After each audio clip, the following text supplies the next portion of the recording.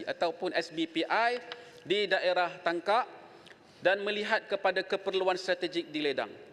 Yang keduanya adalah untuk memohon Kementerian Kesihatan menjelaskan status naik taraf Hospital Tangkak yang sekian lama dalam perancangan menantikan pelaksanaan.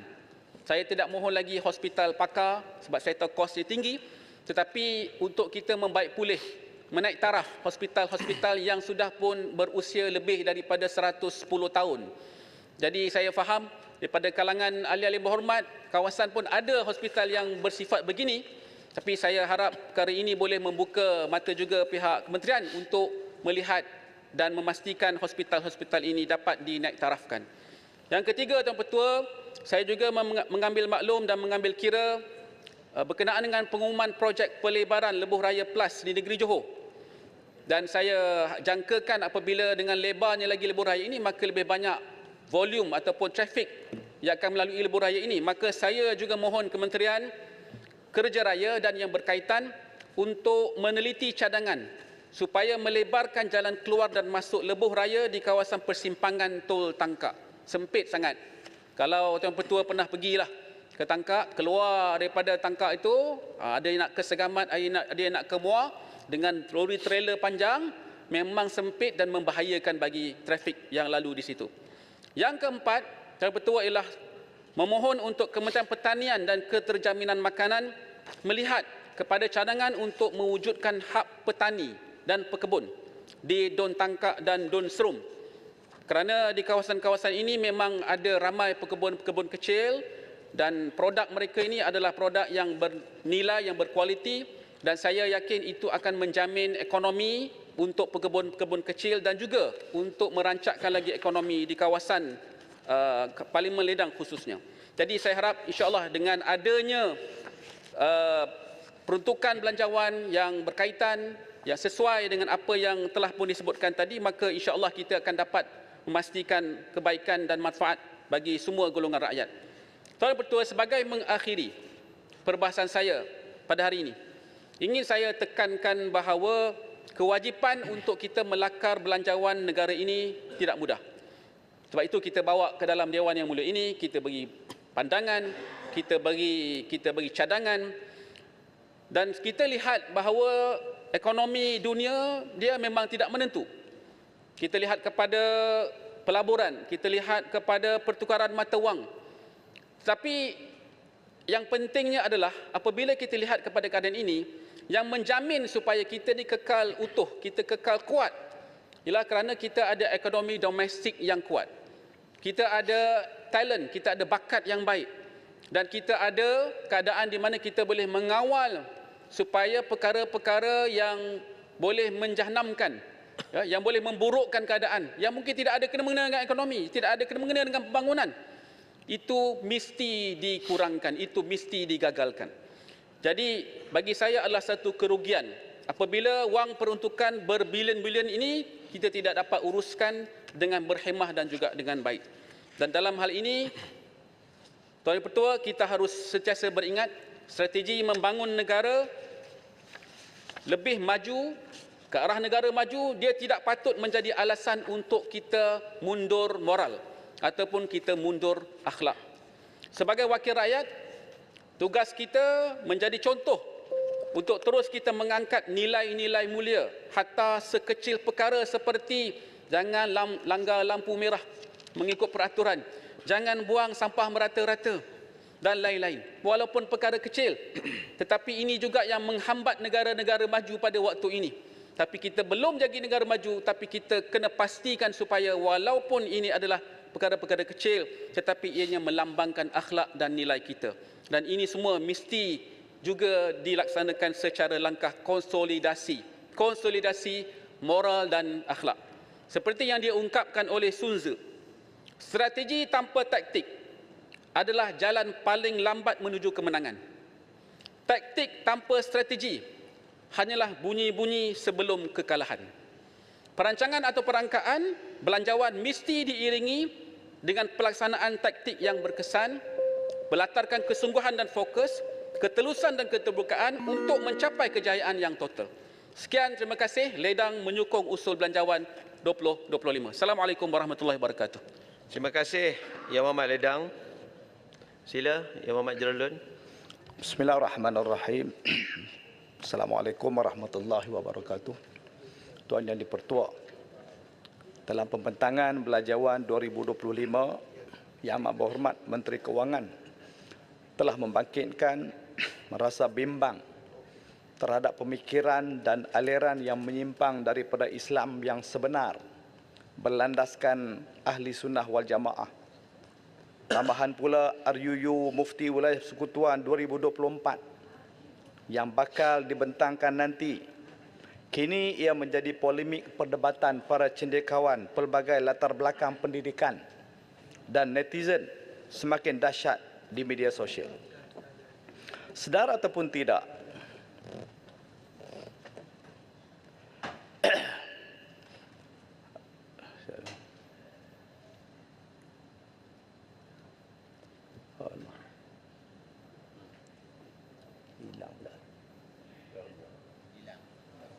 okey, maafkan saya.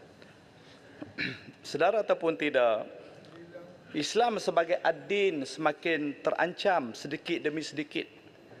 Sedangkan dalam perkara 3/1 Perlembagaan Persekutuan jelas menyebut Islam ialah agama bagi persekutuan. Sekarang ini aliran pemikiran menggunakan rasional akal dalam mentafsir agama dengan alasan membuka ruang dimensi berfikir semakin berleluasa di tanah air kita. Antara kebobrokan yang kian mendapat tempat dalam kalangan umat Islam yang jahil ialah fahaman Islam liberal menyusup secara diam dan pantas di pelbagai posisi di kalangan masyarakat. Fahaman liberal semakin menular dalam pemikiran umat Islam dalam negara kita. Antara lain ialah fahaman yang menyatakan bahawa semua agama adalah sama, yakni benar belaka. Orang Islam tidak boleh meyakini bahawa hanya agama Islam saja yang benar. Sebaliknya mereka hendaklah mengiktiraf agama lain juga benar dan betul.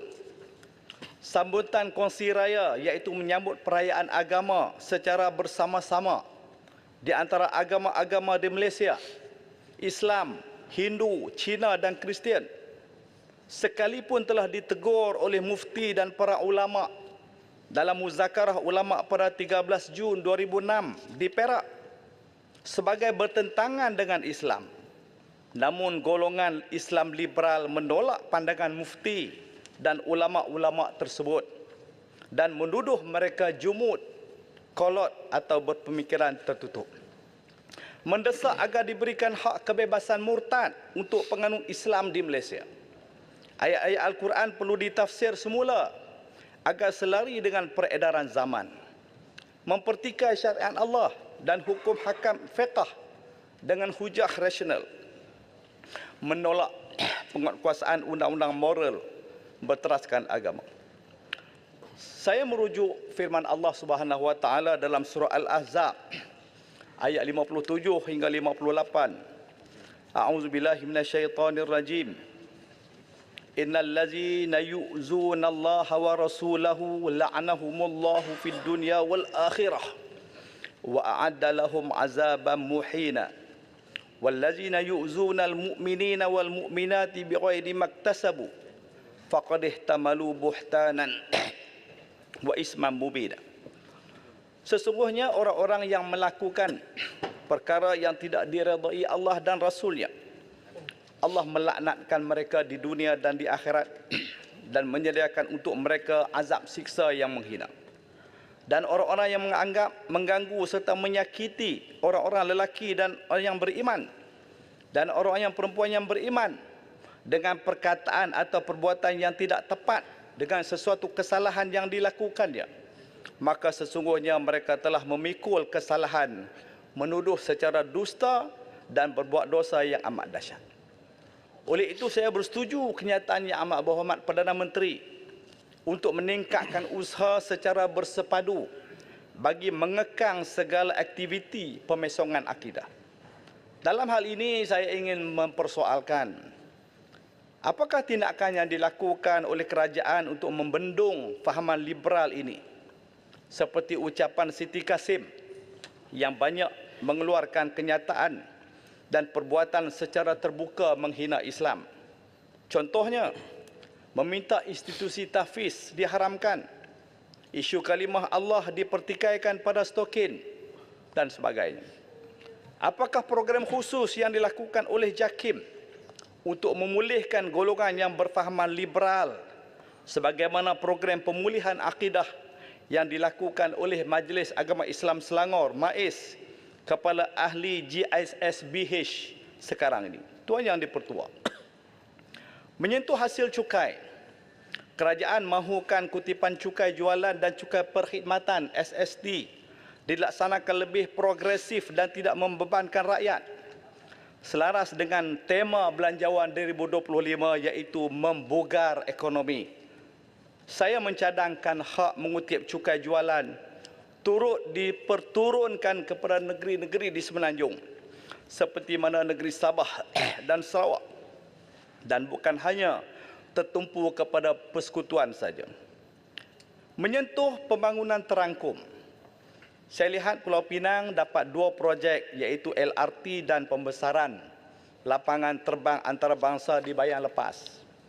Kedah pula hanya dapat 2 projek iaitu pembesaran Kulim High Tech Park yang akan menempatkan syarikat semikonduktor seperti Infineon dan pembinaan bangunan tambahan di Hospital Kulim.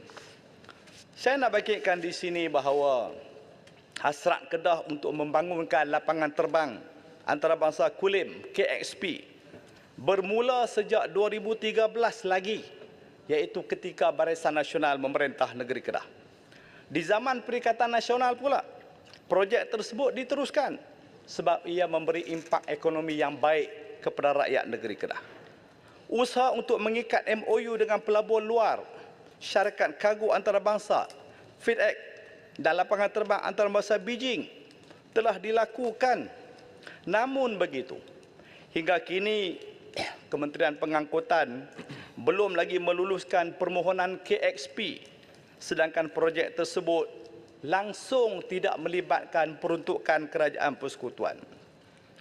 Kerajaan juga memperuntukkan pemberian khas untuk Sabah dan Sarawak sebanyak 600 juta untuk tahun 2025 dengan alasan ia tidak pernah dikaji sejak 1969 lagi. Jika dicongak dengan mudah, tempoh 55 tahun, daripada tahun 1969 hingga 2024, kadar kenaikan setahun ialah 5.16 juta.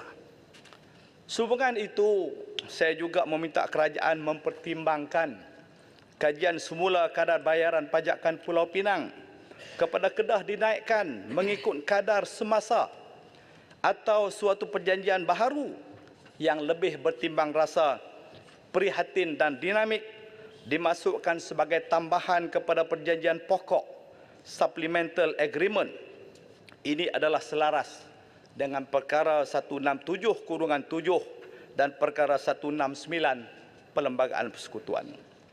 Saya juga mencadangkan kadar baharu yang dituntut oleh kerajaan negeri Kedah, iaitu bayaran royalti pajakan Pulau Pinang sebanyak 100 juta ringgit setahun dapat dipenuhi memandangkan perjanjian dengan Sultan Kedah telah dibuat sejak tahun 1786 lagi. Jika dicongak dengan mudah, tempoh 238 tahun 1786 hingga 2024, kadar kenaikan setahun hanyalah RM420,168.7 saja. Jauh bezanya dengan RM5.16 juta untuk Sabah dan Sarawak pada kadar setahun kenaikan. Tuan Yang di-Pertua, di Kerpan, Kedah, Jerlut, terdapat projek Blue Archipelago di bawah Khazanah Nasional Berhad yang menternak udang harimau untuk pasaran tempatan. Namun begitu, projek ini dilihat tidak berdaya saing.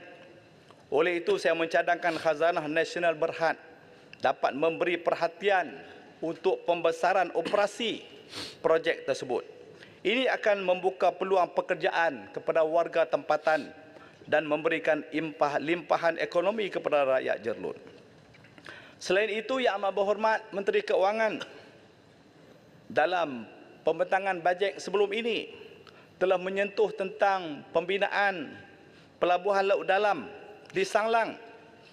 Oleh itu, saya pohon status terkini rancangan tersebut dan jika ada pihak manakah yang diberikan konsesi untuk memajukan projek tersebut. Menyentuh transformasi ekonomi, Jerlun ingin mencadangkan agenda ekonomi Melayu selaras perkara 153 Perlembagaan Persekutuan diperkasakan dan diperluaskan ke setiap sektor industri dan perniagaan. Dalam konteks ini, saya mencadangkan Kementerian Keuangan mengembalikan semula aset-aset milik tabung haji yang kini di bawah syarikat urus harta jemaah agar tabung haji dapat memiliki aset perniagaan dan peluang untuk membuat lebih banyak keuntungan untuk tujuan subsidi haji kepada jemaah haji. Saya juga berharap lebih banyak peluang perniagaan dan ekonomi diberikan kepada tabung haji, khususnya kontrak-kontrak kerajaan atau permit-permit import yang menguntungkan. Kementerian Keuangan meningkatkan agenda pemerkasaan ekonomi orang Melayu di Pulau Pinang, khususnya di bahagian pulau. Kerajaan perlu berusaha mengekalkan kawasan penempatan orang Melayu, kekal berterusan dan tidak terhakis dengan pembangunan. Saya bangkitkan ini sebab Pulau Pinang itu asalnya dulu adalah sebahagian daripada negeri Kedah. Mungkin juga suatu zon eksklusif untuk orang Melayu berniaga atau menetap perlu diwartakan. Jika di Kuala Lumpur boleh ada Chinatown di Petaling Street, Little India di Brickfield, kenapa tidak ada Melayu Town di Pulau Pinang atau di bandar-bandar yang lain? Tuan Yang di-Pertua, menyentuh institusi parlimen, peruntukan sebanyak 180 juta untuk memperkasakan Dewan Rakyat. Jerlun, pencerahan, pasti salah. Ya, sila. Terima kasih Jerlun di atas peluang yang diberikan pada Pasir Salak.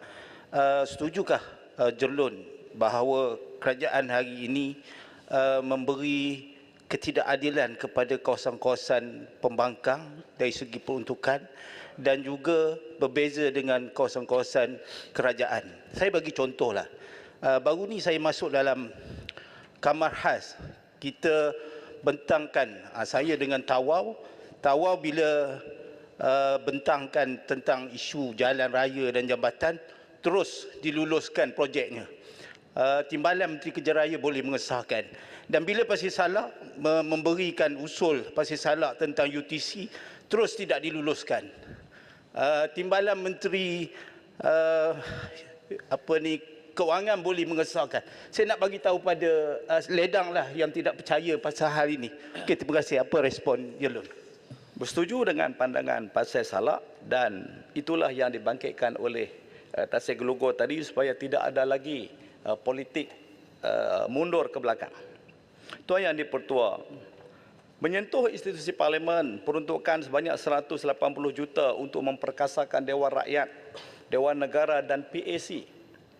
Pada 13 Jun 2023 yang lalu, ahli-ahli parlimen diberikan taklimat berkaitan cadangan kerajaan untuk memperkenalkan semula Akta Perkhidmatan Parlimen dan Akta Majlis Parlimen, Keistimewaan dan Kuasa. Melalui akta tersebut, peruntukan setiap ahli parlimen diletakkan di bawah parlimen dan tidak lagi di bawah Jabatan Perdana Menteri. Persoalan saya sekarang, bilakah RUU akta tersebut akan dibentangkan di parlimen? Jika belum dibentangkan lagi untuk tahun hadapan, adakah kerajaan akan memindahkan peruntukan ahli parlimen daripada diletakkan di bawah Jabatan Perdana Menteri kepada parlimen? Menyentuh reformasi perundangan, kerajaan memperuntukkan 209 juta kepada bahagian hal Ewan Undang-Undang JPM sebagai komitmen memperhebatkan perundangan dengan institusi. Saya ingin bertanya, apakah garis masa untuk mengemaskinikan undang-undang yang dikatakan lapuk itu untuk diangkat dan dibentangkan di Parlimen ini. Adakah akta-akta lapuk itu akan dimansuhkan ataupun akan digantikan dengan akta yang baru? Menyentuh sejati madani, peruntukan sebanyak RM50,000 ke RM100,000 untuk memperkasakan ekonomi komuniti rakyat. Yang Berhormat, Saya pun masa sikit sebab diambil celahan tadi. seminit Yang Berhormat. Baik. Mengikut maklumat dalam laman web Sejati Madani, tempoh permohonan bagi fasa 3 sudah berakhir pada 30 hari bulan September 2024. Adakah permohonan Sejati Madani akan dibuka semula jika jumlah permohonan tidak mencapai target yang ditetapkan pada tahun ini? Selanjutnya berkenaan dengan musibah dan bencana.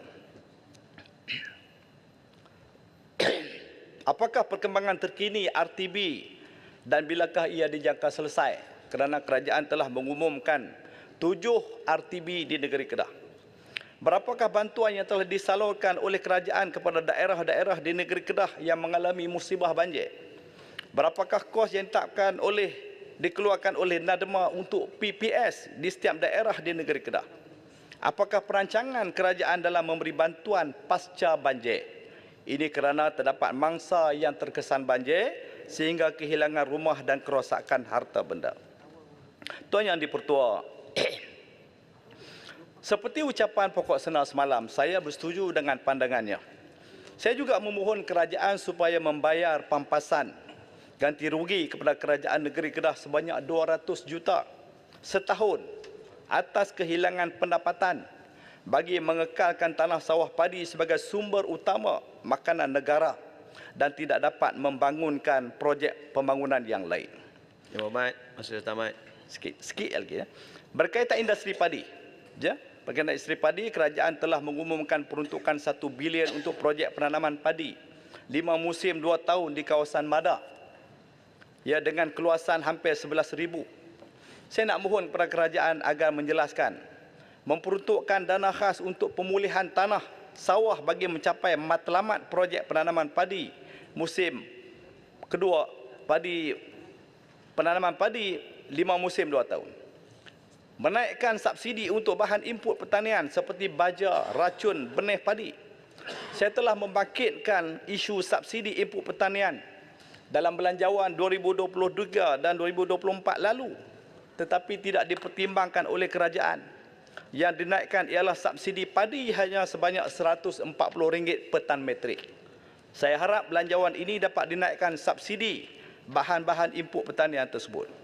Memastikan ketiadaan beras tempatan di pasaran tidak akan berulang lagi. Yang Berhormat, Membanteras 2 poin Yang sikit. Berhormat 2 poin sikit ya. Membanteras aktiviti kartel-kartel yang memonopoli beras tempatan dan menukarnya sebagai beras import lalu dijual dengan harga yang tinggi.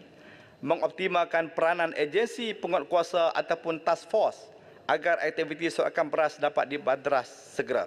Akhirnya, saya ingin mengakhiri dengan 2 rangkap pantun. Marilah kita menanam padi. Padi ditanam di dalam bendang. Marilah kita menabur budi supaya kita dikenang orang. Anak ayam di atas pagar turun ke tanah memakan padi.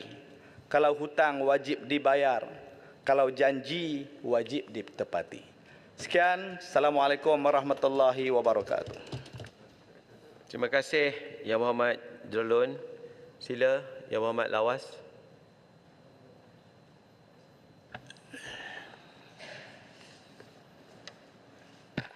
Terima kasih Datuk Yang di-Pertua kerana memberi peluang kepada saya untuk turut membahaskan bajet 2025 yang telah dibentangkan oleh Yang Amat Berhormat Perdana Menteri merangkap Menteri Kewangan Malaysia pada 18 Oktober 2024 di Dewan Yang Mulia ini. Bajet tersebut amat dialu-alukan dan disantuni rakyat, khusus dengan reformasi ekonomi, menjana perubahan dan mensejahterakan rakyat. Tan Sri Yang di-Pertua, Datuk Yang di-Pertua, rakyat Sarawak merasa lega dan menyambut baik sumbangan peruntukan kerajaan sebanyak RM600 juta kepada Sarawak bagi memenuhi syarat yang termaktub di bawah perjanjian MA 63. Bagi pihak rakyat Sarawak, saya mengucapkan setinggi-tinggi penghargaan dan terima kasih kepada Yang Amat Berhormat Perdana Menteri dan Kerajaan Pusat di atas sumbangan peruntukan tersebut. Datuk Yang di-Pertua, selaras dengan hasrat dan matlamat kerajaan Madani membawa reformasi dalam pelbagai bidang dan pengurusan kerajaan, saya menyeru agar kerajaan memberi tumpuan dan keutamaan terhadap pelaksanaan projek infrastruktur, jalan raya, jambatan dan lain-lain kemudahan awam di kawasan luar bandar termasuk di Parlimen Lawas agar tidak ketinggalan jauh berbanding dengan kawasan-kawasan lain serta dapat mencapai keseimbangan dari segi pembangunan. Sehubungan itu, saya menyeru agar kerajaan dan kementerian yang berwajib segera melaksanakan projek mega yang telah diluluskan, iaitu Sarawak-Sabah Link Road, SSLR, kedua Northern Coastal Highway dengan izin yang merintasi kawasan Lawas, dan ketiga Maktab Rendah Sains MRSM Lawas. Selain itu, projek jalan menuju ke sempadan Indonesia dan Baklalan dan jalan Indonesia dari Baklalan dan jalan dari Murud Suang ke Long Tenguak juga perlu dilaksanakan secepat yang mungkin. Datuk Yang di-Pertua, saya mengucapkan terima kasih kepada Kerajaan Sarawak kerana mengambil keputusan menanggung kos pembinaan projek lapangan terbang baru dengan saiz yang lebih besar menggantikan lapangan terbang yang sedia ada. Kedua, sebuah port laut dalam berdekatan dengan Pulau Sari di Kuala Lawas. Dengan pelaksanaan projek ini, maka dapat menyelesaikan masalah pengangkutan yang dihadapi penduduk sekarang dan dapat mengurangkan harga barangan keperluan yang tinggi akibat kos pengangkutan barang yang kebanyakan datangnya dari Kota Kinabalu, Sabah. Persoalannya di sini, Datuk Yang di-Pertua, apakah tanggungjawab kerajaan pusat ke atas projek mega seperti ini yang sepatutnya di bawah kelolaan kerajaan pusat? Adakah kerajaan akan membayar balik atau dengan izin reimburse kos pelaksanaan projek tersebut kepada kerajaan negeri Sarawak di kemudian kelak? Tan Sri Datuk Yang di-Pertua,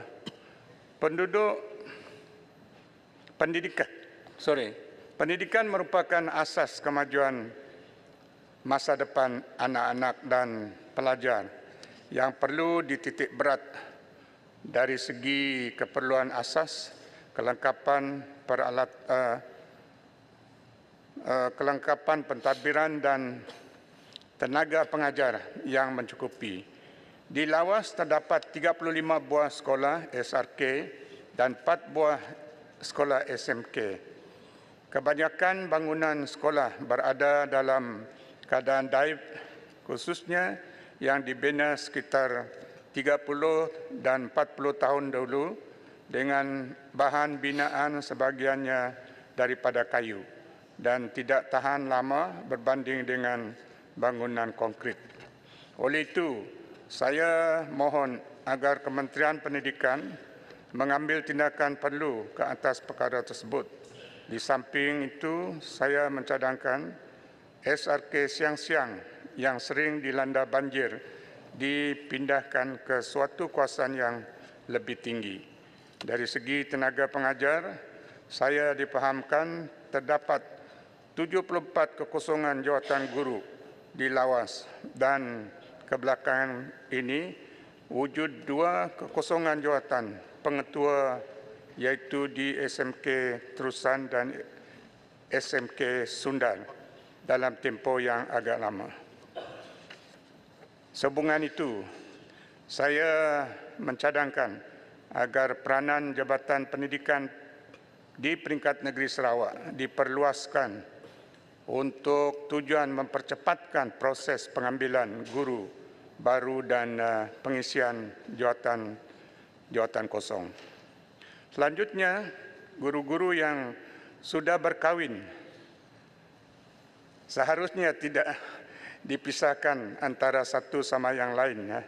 Contohnya, suami mengajar di Lawas dan isteri menetap di Semenanjung dan sebaliknya, karena ini akan menjejaskan prestasi guru tersebut.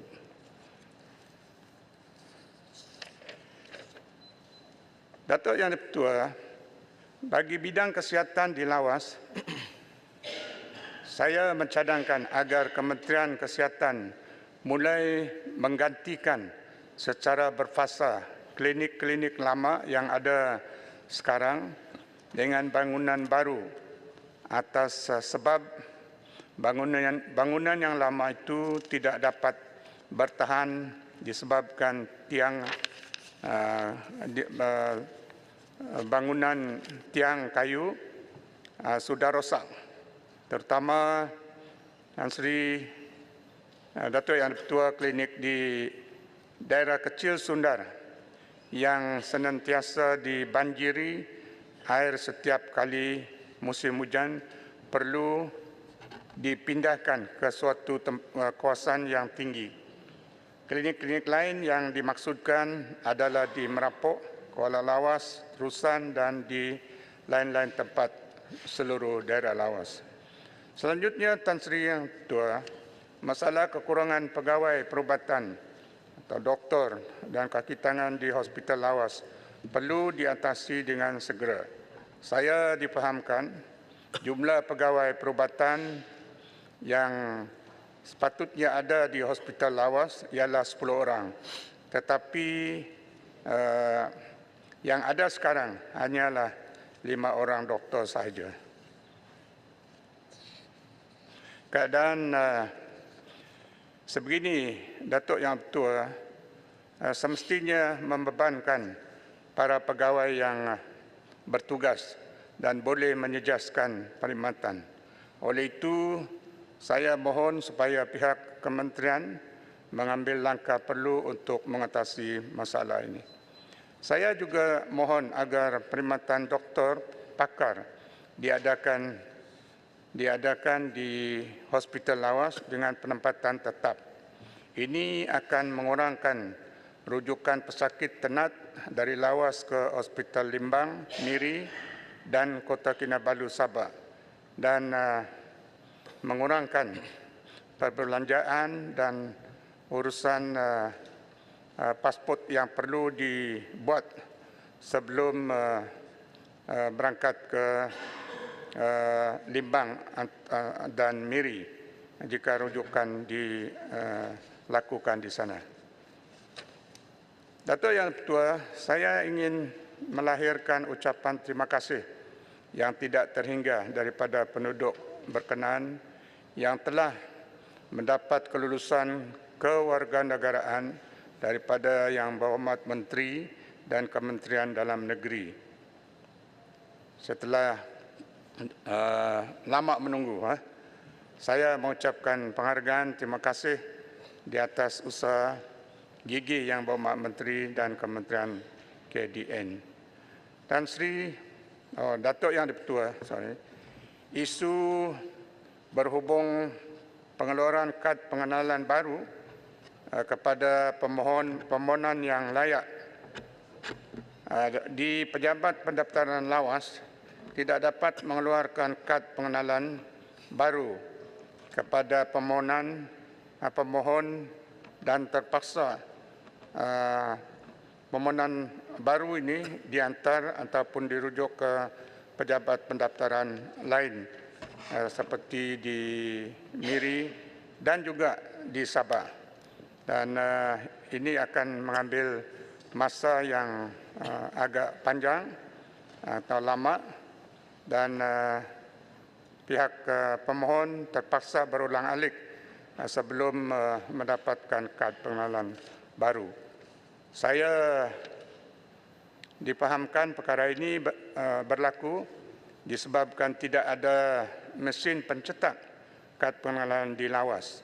Untuk mengatasi masalah ini, saya menyeru agar kementerian membekalkan mesin pencetak kad pengenalan kepada pejabat pendaftaran di Lawas. Datuk Yang Ketua, saya menyokong bajet 2025. Sekian, terima kasih. Terima kasih Yang Berhormat Lawas. Sila Yang Berhormat Ketereh. Bismillahirrahmanirrahim. Assalamualaikum warahmatullahi taala wabarakatuh dan salam sejahtera. Terima kasih kepada Datuk Yang Dipertua kerana memberi peluang kepada saya untuk membahaskan Belanjawan 2025. Petang ini saya akan sentuh dua perkara, iaitu tentang Belanjawan ini yang berkait rapat dengan veteran Angkatan Tentera. Perkara tersebut adalah yang pertama, isu pelarasan pencen yang bersara sebelum 1 Januari 2013 dan juga bantuan sara hidup kepada veteran ATM. Sebelum meneruskan pembahasan pada petang ini, saya mengambil kesempatan di sini bagi pihak veteran ATM untuk mengucapkan setinggi-tinggi terima kasih kepada Yang Berhormat Timbalan Menteri Pertahanan, Yang Berhormat Menteri Pertahanan dan juga Yang Berhormat Menteri Kewangan. Yang Amat Berhormat Menteri Kewangan kerana telah menaikkan bayaran pencen hilang upaya sebanyak 150%. Dan juga allowance layanan sentiasa daripada 440 kepada 1,500 sebulan. Yang mana kali terakhir dibuat semakan pada tahun 2000, iaitu 24 tahun yang lepas. Tahniah. Untuk maklumat Yang Berhormat ahli-ahli Dewan, selama 1,798 orang menerima pencen hilang upaya dan 19 orang veteran menerima allowance pelayanan sentiasa. Selain itu, terima kasih juga kepada Yang Berhormat Menteri Kewangan kerana menaikkan bantuan sara hidup kepada veteran yang tak berpencen berumur 60 tahun ke atas daripada RM300 sebulan kepada RM500 sebulan. Sehingga kini selama 30,607 orang veteran telah menerima bantuan sara hidup bulanan, dan daripada jumlah tersebut selama 23,589 orang adalah dari golongan veteran tak berpencen. Terima kasih juga kepada Yang Amat Berhormat Menteri Kewangan yang telah memperuntukkan jumlah wang yang besar kepada MINDEF dan meningkatkan setiap kali belanjawan. Setiap kali belanjawan meningkat. Tahun 2023, belanjawan 2023 17 bilion lebih. Belanjawan 2024 19 bilion lebih, dan belanjawan 2025 21 bilion lebih. Jika wang ini digunakan dengan berhemah, sudah tentu boleh menyelesaikan masalah, banyak masalah termasuk isu veteran ATM. Sekarang terdapat lebih kurang 300,000 lebih veteran ATM di seluruh negara, termasuk Sabah dan Sarawak, di mana jika dicampurkan dengan isteri atau suami mereka, ianya dianggap mencecah lebih daripada 2 juta. Mencecah 600,000. Anda kata setiap veteran itu menjadi 4 orang anak. Jumlahnya melebihi 2 juta. Begitulah besarnya keluarga veteran Angkatan Tentera. Mereka ini berada di setiap parlimen. Semua ada. Semua ada. Jadi kita sama-samalah membela veteran-veteran ini. Jangan saya seorang saja. Saya dah letih ni. Jadi saya harap hari ini saya nak bercakap yang penting bak tentera ni. Lepas ni saya nak bawa kawasan saya pula. Cukuplah. dan kerajaan pun kena bantu. Isu pelarasan pencen ATM yang bertugas sebelum 1 Januari 2013 telah saya bawa ke Dewan Mulia ini sejak saya dipilih sebagai Ahli Parlimen pada 19 November 2022. Sehingga tarikh ini sudah 3 kali belanjawan diumumkan oleh Yang Berhormat Menteri Kewangan. Tetapi malangnya tiada satu pun belanjawan yang diumumkan itu boleh menggembirakan 78,546 orang veteran ATM yang terlibat. Tak gembira langsung. Mereka begitu kecewa, sedih, marah kerana hak mereka tidak diberi perhatian oleh Yang Berhormat Menteri Pertahanan, Yang Berhormat Timbalan Menteri Pertahanan dan juga Yang Amat Berhormat Menteri Kewangan. Pelaksanaan pencen tak buat. Sudah hampir 11 tahun mereka menunggu kerajaan menyelesaikan pelaksanaan pencen tersebut kerana itu adalah hak mereka berdasarkan kepada undang-undang. Oleh kerana kecewanya kerajaan,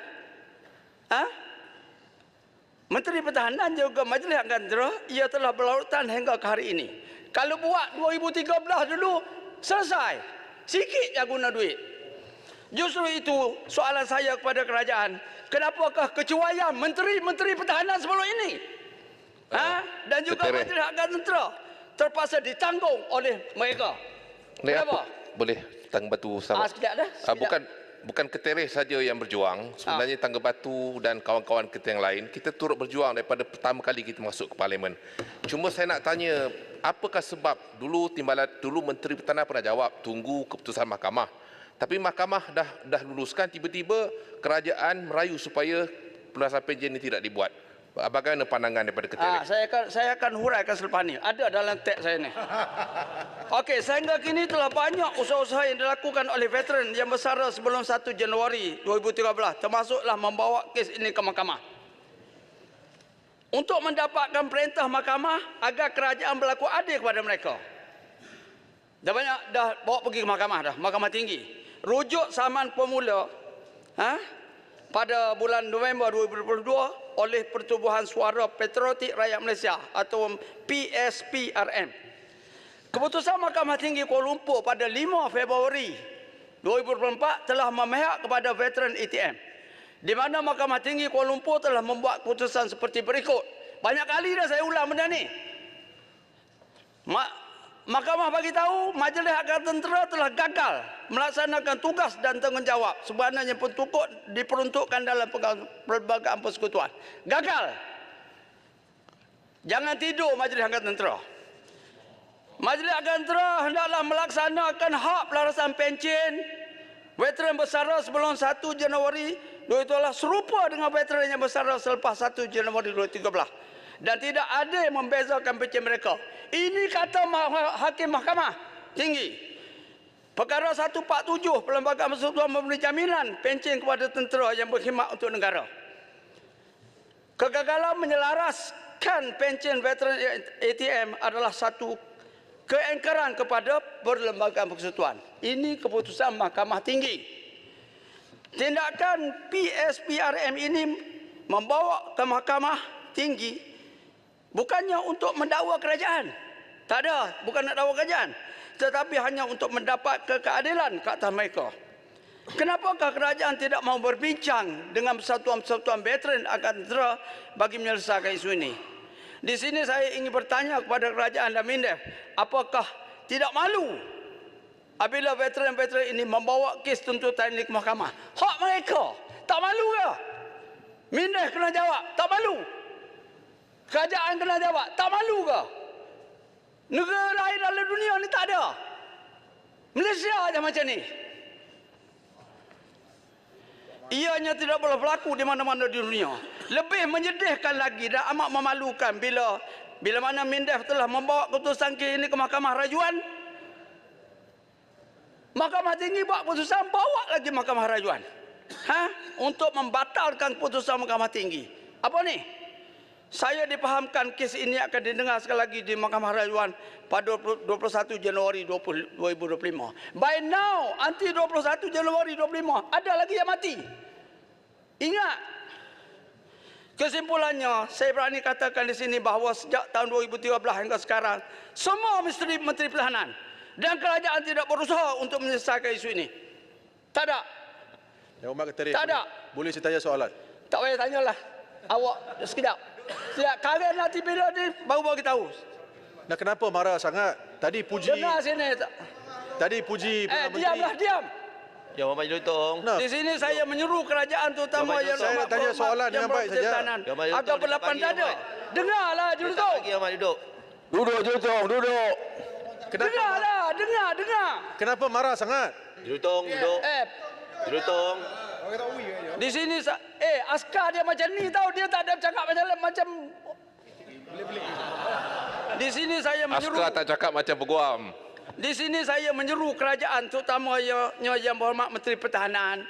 Ni dah lembut ni, Menteri Pertahanan agar berlapang dada untuk berbincang dengan persatuan veteran untuk mendapat penyelesaian yang terbaik. Win-win situation. Jadi Timbalan Menteri ajak Menteri Pertahanan kita bincang. Kita bincang dengan persatuan veteran. Kita bincang, tak payahlah mahkamah ni malu. Kita bincang macam mana. Kalau tak boleh bagi sikit, bagi banyak. Tak boleh bagi banyak, bagi sikit-sikit. Jadi biar puas hati. Bagi menjelaskan isu ini, 4 minit lagi dah ni. Sekali lagi saya nak mengulangi di dalam mulia ini bahawa perkhidmatan ATM tidak sama dengan perkhidmatan awam. ATM sentiasa tidak sama dengan perkhidmatan awam. Lihat perkara 132. Baca baik-baik Perlembagaan Persekutuan. Perkara 137. Akan ada Majlis Angkatan Tentera. 139. Suruhanjaya Perkhidmatan Awam tiada kuasa ke atas ATM. Tengok perenggan C dan F tu. Perkara 132. C dan F 132 tak termasuk askar. Perkara 147. Perlindungan hak pencen kepada veteran ATM ini yang telah berkhidmat pada negara. Satu lagi. Akta Angkatan Tentera 1972 yang dipakai oleh ATM. Seksyen 187 pula menyatakan Majlis Angkatan Tentera telah diberi bidang kuasa undang-undang membentuk satu peraturan pencen, ganjaran dan lain-lain faedah ATM 1982. Peraturan Angkatan Tetap pencen, ganjaran dan faedah 82 yang diwartakan melalui Warta Kerajaan 29 April 82 tidak pernah dipindah atau dibatalkan. Majoriti veteran ini adalah anggota yang berkhidmat semasa darurat. Tahun berapa? 96 hingga 1990. Majoriti. Di mana purata usia mereka 60 tahun ke atas. Jelutong, dengar tu. 60 tahun ke atas. Selama 93.24% veteran menerima pencen pada kadar 50%. Kerana sebija tak cukup. 21 tahun dia kena berhenti. Bayangkan pencen dia berapa? Saya nak bagi tahu. Jelutong, ni saya dengar. Dengar. Saya nak bagi tahu. Jelutong jangan kacau lah. Tak kacau, tapi jangan Duduk jangan kacau. Tak kacau, tapi jangan marah. Ni 2020 Sarjan Cho Wah Sun. Cho Wah Sun ni dia duduk di Kemunting, Parlimen Taiping. Pergi jumpa dia. Dia ni wira kita, dia dah bunuh 2 orang komunis. Dia penerima peringat gagah berani pada 5 Ogos tahun 65. Umur dia sekarang 86 tahun. Tahu tak gaji dia berapa? Sekarang ni. Pencen dia adalah mana pencen dia ni? Ada. Nanti. Dia lebih kurang dalam 1,200 pencen dia. 1,200 ringgit. Nak makan apa ni? 86 tahun. Tapi dia dapat allowance pingat gagah berani. 1,500 sebulan. Okeylah tu. Tetapi soalnya, kenapa dia nak jadikan dia? Ni, pergi jumpa ahli parlimen. Taiping. Pergi jumpa ni, Sarjan Cho Wah Chung ni. 86 tahun. Dia duduk atas kursi roda dah. Jadi majoriti ini adalah anggota yang berkhidmat tadi. Gaji akhir, okey. Apakah pengorbanan veteran ini yang bermandi peluh dan darah bertugas siang dan malam untuk menjaga kawasan negara ini dianggap tiada keutamaan langsung pada kerajaan hari ini. Apa yang dituntut oleh veteran ini adalah hak mereka sebagaimana patut dalam perkara 5 Peraturan Angkatan Tetap. Ganjaran dan faedah ITM. Mengikut akta ini, setiap kali berlaku peralasan gaji anggota, maka peralasan pencen juga perlu dibuat. Pada tahun 2013 telah berlaku kenaikan gaji. 2013 nanti jangan kacau. 2013 telah berlaku kenaikan gaji ATM, tetapi malangnya tidak dibuat peralasan pencen. Akhir sekali yang dipertua, bagi lebih sikit masa dah. Okey. Perkara seterusnya yang saya nak bentangkan di sini, ini penting, ini mustahak ni. Adalah bantuan sara hidup 300 tadi yang saya sebut Perdana Menteri dah naikkan kepada 500 tu sebulan ni. Apa salahnya? Jangan bagi yang tak berpencen saja. YB Menteri dengar? Panjangkan kepada yang tak berpencen. Yang umur 60 tahun ke atas. Kalau sarjan tadi gaji tak sampai, kalau tak silap saya RM1,998 ya pencen dia tu. Panjangkanlah sikit kepada yang berpencen. Dia pun susah juga. Jangan bagi yang tak berpencen saja. Ambil yang 60 tahun ke atas tu. Jadi bagi sama rata, bagi adil kepada mereka. Yang Berhormat. Akhir kata, last. Seminit, Yang Berhormat. Ya? Seminit. Seminit, okey. Baik.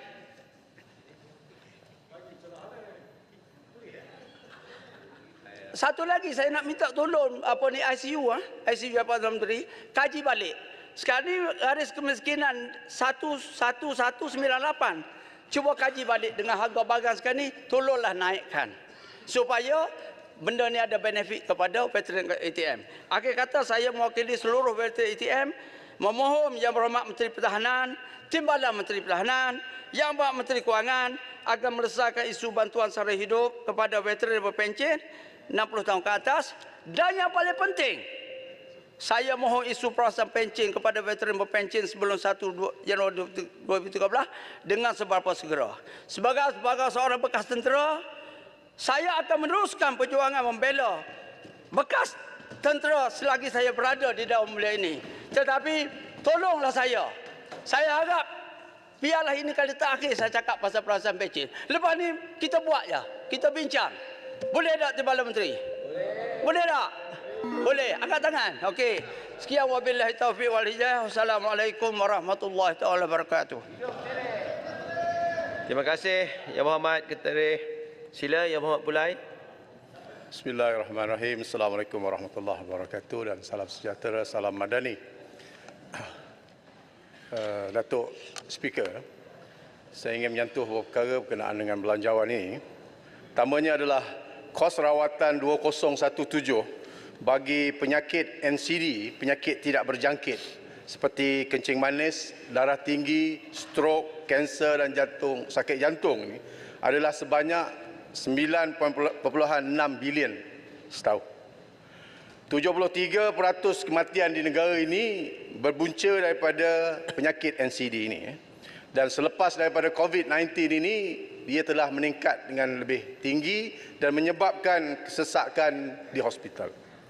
Sepatutnya perbelanjaan yang sebesar ini kita manfaatkan untuk pembangunan negara kita. Tidak dikhususkan untuk rawatan-rawatan yang sebegini. Salah satu daripada punca NCD ini adalah tabiat buruk makan, iaitu memilih makanan tidak bernutrisi, berlebihan dan terlalu kurang makan.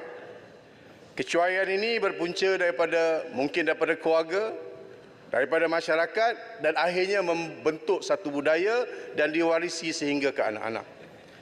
Masalah mal pemakanan di kalangan kanak-kanak yang saya nyatakan ini, di antara umur 5 tahun pada tahun 2022 telah menyebabkan yang menakutkan kita, bantut 21.2%, kurang berat badan 15.3%, susut 11% dan obes 6%. Speaker, melalui pelan strategi kebangsaan memerangi masalah beban berganda mal pemakanan dalam kalangan kanak-kanak anjuran KKM, masalah mal pemakanan ini perlu dinoktahkan segera bermula daripada kanak-kanak. Kita tak mahu kanak-kanak ini akan mewarisi tabiat yang tidak baik ini. Pendekatan war on sugar projek rintis mal pemakanan di PPR Lembah Kelang dan agenda nasional Malaysia Sihat adalah pendekatan yang baik yang akan dilaksanakan melalui Belanjawan 2025 ini untuk membantu meningkatkan kesihatan rakyat Malaysia. Sebenarnya, makanan yang segar dan sihat ini sebenarnya lebih mahal berbanding dengan makanan yang kurang sihat. Pulai mencadangkan kepada pihak-pihak swasta untuk menawarkan harga yang murah bagi makanan yang segar dan juga sihat ini. Kerajaan seharusnya mengenakan cukai yang tinggi kepada makanan-makanan yang tidak sihat, lebih lemak, lebih manis, lebih masin, walaupun lebih sedap. Pulai juga mencadangkan akan diberi satu insentif rahmah nutrisi kepada ibu-ibu mengandung dan ibu-ibu yang memberi susu badan mereka serta memberi makanan sihat kepada baby mereka dalam tempoh 1000 hari pertama kelahiran. Sebab hari 1000 hari ini adalah hari-hari yang penting untuk pembangunan mental ataupun pemikiran anak-anak yang dilahirkan. Pulai juga menyokong usaha KKM untuk menyediakan Akta Pemakanan Malaysia yang akan dibentang pada tahun hadapan untuk membimbing rakyat untuk hidup lebih sihat insya-Allah. Dan dalam pelan strategi ini juga pada dijangka tahun 2030 restoran-restoran perlu ditutup pukul 12 malam. Jadi waktu itu restoran mamak kena tutup dalam 12 malam. Boleh ditutup Sebab kita nak menjamin kehidupan rakyat yang lebih sihat pada waktu itu Yang kedua, saya ingin menyentuh kenaan dengan Malaysia menua. Malaysia yang bakal menjadi negara menua ataupun aging society menjelang 2030 di mana penduduk berumur 60 tahun ke atas dijangka berjumlah 5.8 juta iaitu 15.3%. Tahun 2023 saja warga tua berjumlah 3.8 juta iaitu 11.3. Itu saya nak nasihatkan ketere tadi jangan marah nanti cepat tua Kadar kesuburan negara pada tahun 2022 adalah 1.6 bagi setiap wanita berumur 15 hingga 49 tahun ketimbang kesuburan yang normal adalah 2.1. Maknanya kesuburan ini kita dah jatuh. Dan jangka hayat rakyat Malaysia pada tahun 2023 adalah 74.8 tahun. Bermakna speaker, kalau kita dah umur 74 tahun kena beringat sikit. Sebab itu adalah umur purata 74 tahun rakyat Malaysia Jadi maknanya hayat rakyat di Malaysia ni semakin panjang tetapi kesuburan itu semakin menurun. Itulah menyebabkan kita berdepan dengan aging society ini Dan saya ingin jelaskan bahawa kesan negara menua ini adalah pengurangan tenaga kerja sebab dah tak kuat untuk bekerja. Beban kesihatan meningkat sebab warga emas ini berdepan dengan pelbagai penyakit.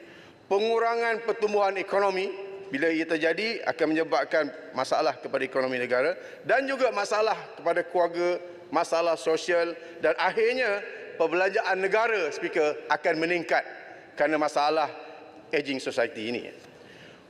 Pulai berpandangan kerajaan perlu memberi fokus kepada masalah ini dan perlu agenda yang komprehensif untuk menghadapi masalah ini.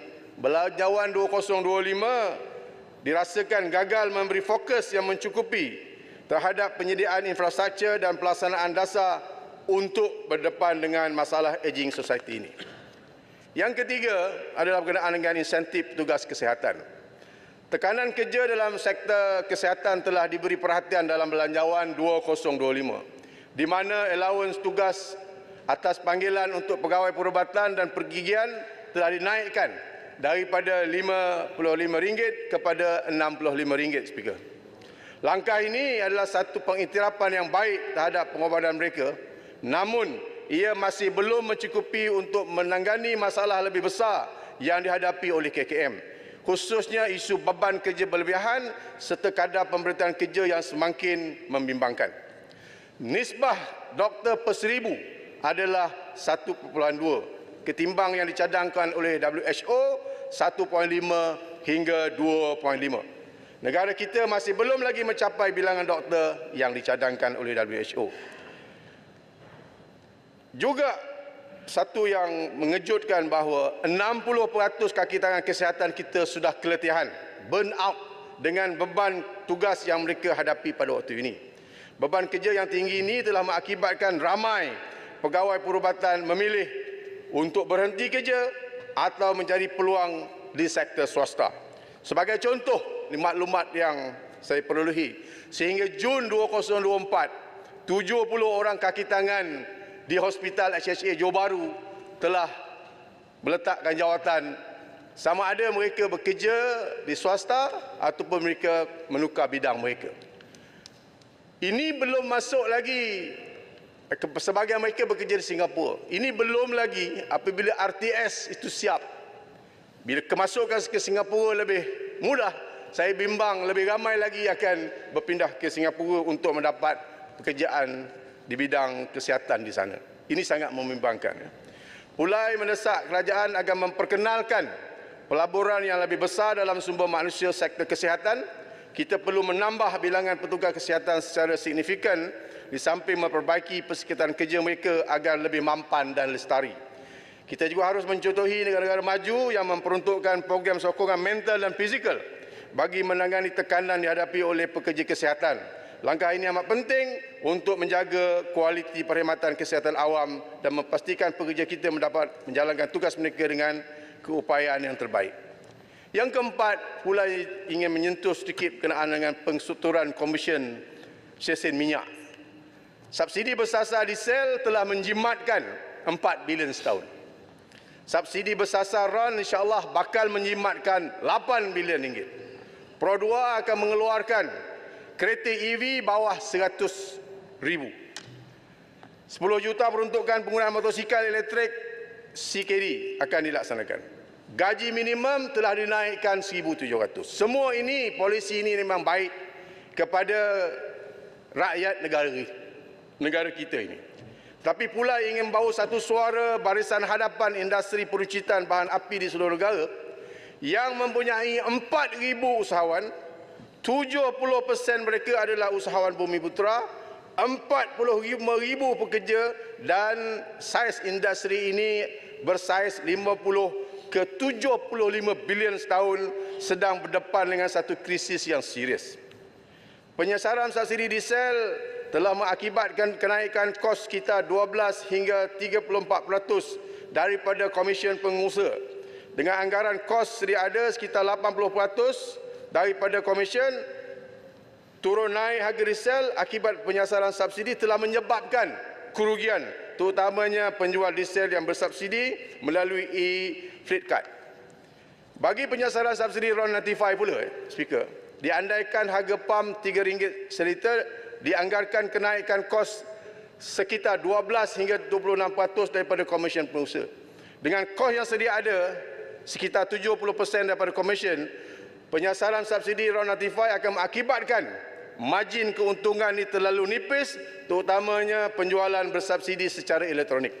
Maka itu dicadangkan oleh persatuan-persatuan pengusaha stesen minyak adalah komisen sedia ada ini distrukturkan semula kepada 10 hingga 12% daripada harga jualan minyak berbanding yang sebelum ini tidak berasaskan kepada jualan harga minyak. Pulai merasakan perstrukturan ini lebih bersifat progresif kerana tidak mengganggu turun naik harga minyak dan berpadanan dengan besarnya modal yang telah dikeluarkan. Berkenaan dengan mekanisme penyesaran subsidi RON 95, Pulai bersetuju dengan pandangan air hitam untuk mengenakan levy petrol kepada kenderaan T15.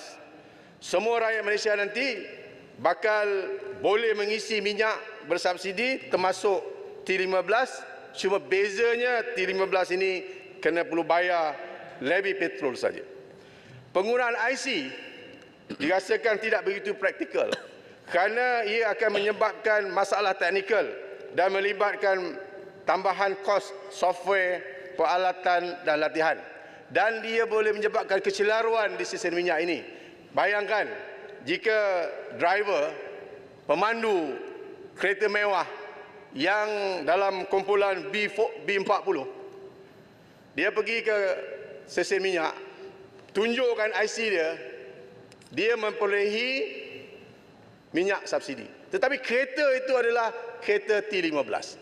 Jadi ini akan menyebabkan masalah yang sukar dilaksanakan di peringkat stesen minyak ini.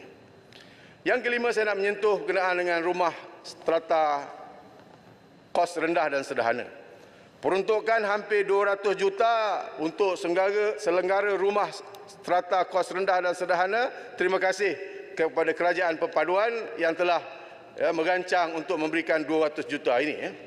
Pulai ada 14 kawasan perumahan strata kos rendah dan sederhana ini. Mohon peruntukan ini disalurkan ke taman-taman ini.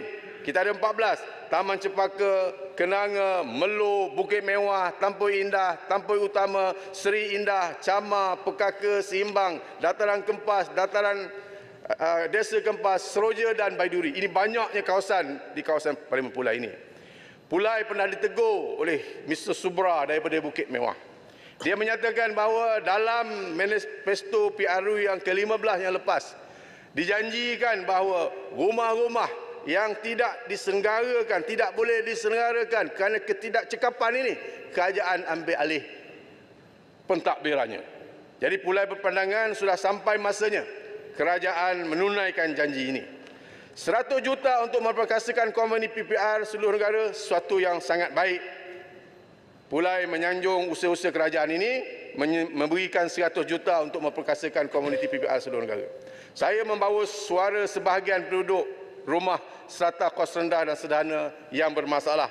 Komuniti mereka lemah, rumah mereka kecil, persekitaran mereka kusam, ramai yang telah berusia dan masalah mereka banyak. Mohon dipertimbangkan supaya mereka juga mendapatkan peruntukan seperti mana PPR perluhi. Begitu juga dengan COB. COB ini juga perlu diperkasakan untuk memastikan bahawa masalah-masalah yang berkaitan dengan perumahan ini dapat dilaksanakan. Seterusnya, Pulai ingin juga menyentuh berkenaan dengan peluang pekerjaan anak tempatan di zon ekonomi Johor.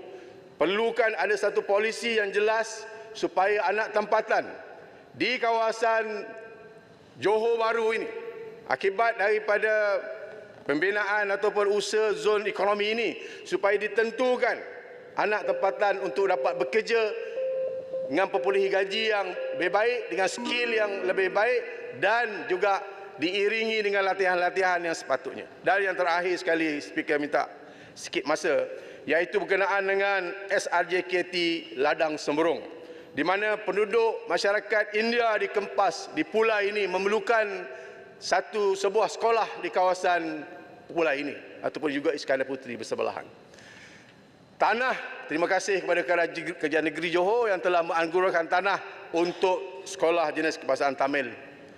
Sekarang kita mohon kepada Kerajaan Persekutuan, khususnya Kementerian Kewangan, untuk menampung sebahagian daripada kos pembinaan SRJKT Ladang Semberong di Taman Impian Emas Kuda ini. Sekian, terima kasih. Terima kasih Yang Berhormat Pulai. Sila Yang Berhormat Kebangkerian. Bismillahirrahmanirrahim. Assalamualaikum warahmatullahi wabarakatuh dan salam sejahtera. Terima kasih Kementerian Pertua kerana beri kesempatan untuk saya mengambil bahagian dalam perbahasan pada petang ini. Memulakan perbahasan, saya memetik suatu hadis Nabi SAW yang biasa kita dengar dalam setiap kali khutbah Jumaat. Ala inna fil jasadi mudrah, iza salahat salahal jasadu kulluh, wa iza fasadat fasadal jasadu kulluh, ala wahyal qalb. Ingatlah, dalam tubuh manusia ada seketul daging. Baik daging ini, atas seketul daging ini, baiklah seluruh tubuh manusia. Rosak seketul daging ini akan rosaklah seluruh tubuh manusia. Seketul daging itu ialah hati. Hadis ini menunjukkan pada kita bahawa manusia mempunyai dua elemen besar, fizikal dan spiritual. Ketentuan fizikal bergantung kepada kekuatan spiritual. Maka saya lihat bajet bukan hanya melihat aspek fizikal.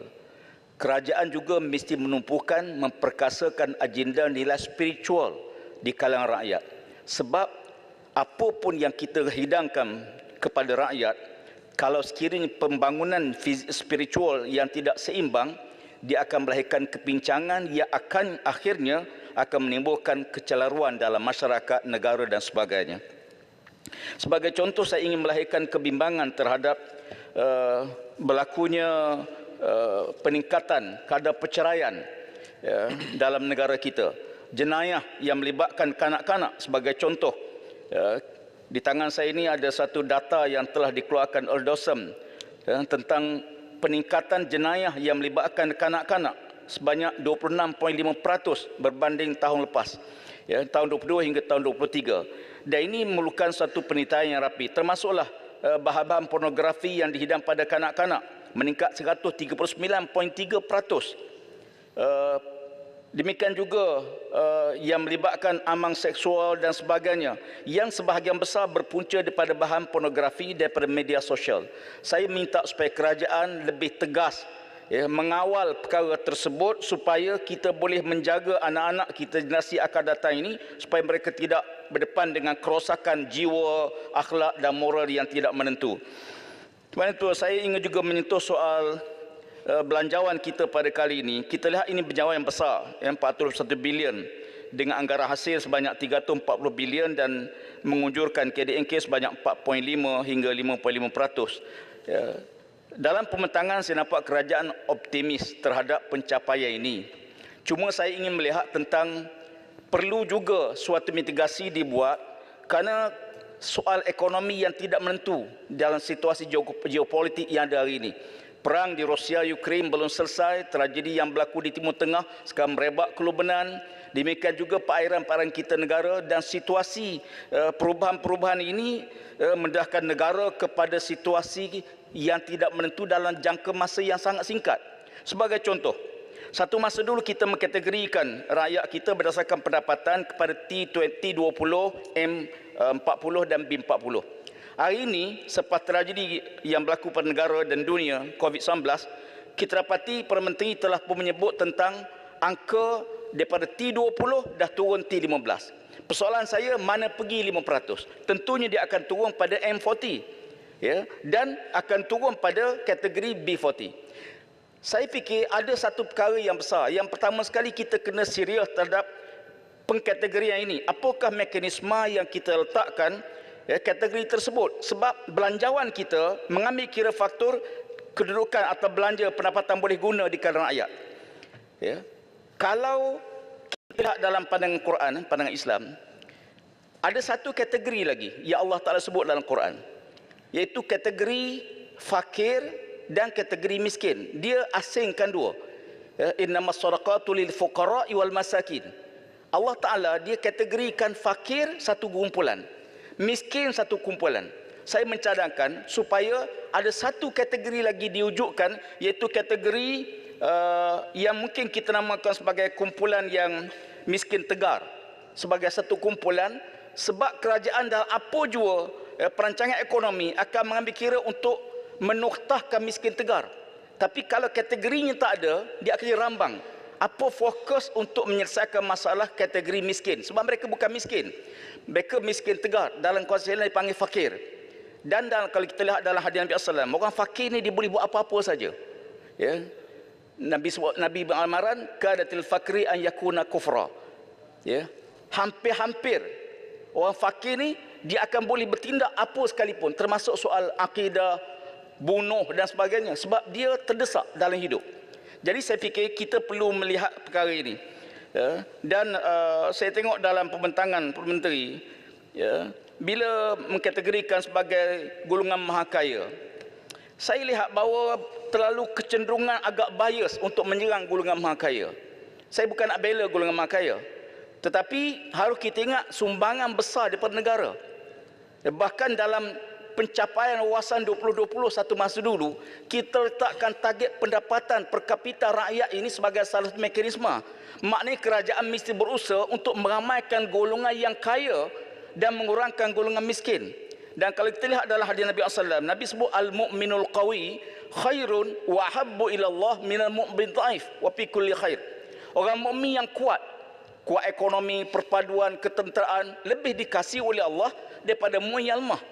Sebab tu saya jelaskan bahawa kalau sekiranya kita boleh mengukur dan meningkatkan aspek golongan kaya dalam negara, bukan menyeram mereka, sebagai contoh bila kerajaan bercadang untuk menghapuskan subsidi pendidikan kepada golongan yang dianggap maha kaya.